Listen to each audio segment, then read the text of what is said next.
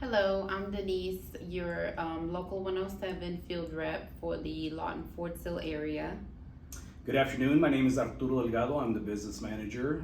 Denise and I are co-workers here to help you guys navigate through the new contract.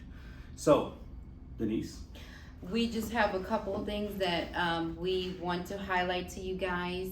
We recently signed the contract with Southern Food Service Management, and we thought it would be best to bring it to your attention. So I'm just going to run through Some of the highlights. Yes. Most of the contract stayed intact. There was some things that we did change. We're not going to highlight every single item, but we're going to highlight the most obvious changes. Keep in mind at any time Denise and I are available. Denise will be your first point of contact for the basic questions, but please don't hesitate on calling us. If we don't answer, we do stay busy. Text message or leave us a voicemail. So we'll just kind of go over about a half a dozen items that are going to stick out more in the contract. So, all right. One of the items is going to be a 2-hour minimum pay if you are called in on your off days or any days that you're not on the schedule. If you report, they have to either pay you for 2 hours minimum or supply you with 2 hours worth of work. The next item is 24-hour notice to work on your off days. If they want you to come in on off days, they do have to give you 24-hour notice. And also they have to take into consideration if you already have other things scheduled like doctor's appointments or childcare isn't available. You would just have to let them know, and they can't hold you accountable for not being able to come in. if you're scheduled off that day. Yes. Yep. Training fund. So one of the things we did do is we kind of gave an overview to Southern as what the benefits were for the training. We did go back and forth, but we were able to keep the training that is provided. The company's currently paying 10 cents for every hour that you work. It goes into that training fund, which in return, some of you guys probably attended during the middle of COVID. We did a cooking class for poultry, how to cook the poultry in a proper manner. That was something that our training fund did, but there's also another side to that, which you guys should be aware of. If you've worked roughly about 1,500 hours per year, then you have the ability to do what we consider personal training. So you can do GED classes, you can do cooking classes, you can do flower arrangements, you can do anything to better yourself. That's why it's called personal training. That is, you can access that through the training fund. Denise is really good about putting flyers at the back of every building with our basic information, my number, her number, our email addresses, the training fund, the annuity fund, and other numbers. And again, please feel free to contact us if you need those numbers. Mike Cantu is the gentleman that directs that, and that's what he does 9 to 5. We don't do that 9 to 5. He does. We'll give you the number, you contact him, tell him what unit you're working, what city, what state. They do cover multiple states and cities, so be specific. And just let them know you want more information. They're happy to send you a link. They're happy to mail you something out or verbally give you that information, and you can start that process for personal training. So that's a big benefit for you guys. Do you want to touch on the annuity? Yes, the annuity. So the annuity is, this particular company did not want to be partaken to the pension that we had with other companies. So for those of you that's been here a while and you've already put into that pension, your pension is still there. It didn't go anywhere. It's basically a retirement account that froze. So whatever you have in there is still in there. You're not losing anything. What we did ask this company to do is to take into consideration that they may or may not be here in the next cycle with the different contractor coming in, and then your 401k with Southern would be stuck with theirs. You would have to transfer it. In this way, it's kind of the annuity that we have through the union is the same thing as a 401k. The only difference is with the new contractor coming in 5 years, 2 years, 8 years down the road, they would contribute to that same annuity account, and your annuity will continue to grow instead of you having to chase down different 401ks with different companies. Some of you folks have been there 10, 15, 20 years. You still have your money with that pension, and this ultimately will give you a one place where your annuity money is, which is the same thing as a 401k. At that point, if this company loses a contract, the new company comes in, they will contribute to that same annuity, so it will continue to grow in that same account. Again, instead of you chasing other 401k accounts through different companies. So we'll put the number in the back of the buildings. You're welcome to call and get you some information on how to access that money and things like that. But it's basically a 401k. Yeah. Another benefit to you guys is gonna be jury duty days. It used to be 4 days, it is now 5 days, so that gives you an extra day. You do have to provide documentation for it. Those are paid days. So if you get called into jury duty and you provide that documentation, they pay you for the time that you served. We were also able to get you guys an increase in longevity. That is also going to be on the addendum. It should be posted right by our flyer in every building in the back. If you have questions about that, you can ask me. We even were able to include an increase after 5 years, which is new.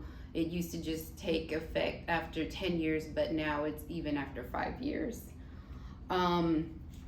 We also have under employee injury, if you do happen to get injured at work and you report it, they have to pay you for the remainder of your shift. So even if you clock in 10 minutes later, you get hurt, something happens, you have to go to the doctor, they'll pay you for whatever hours you were scheduled for that day.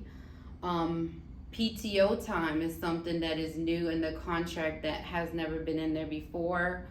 PTO is personal time off.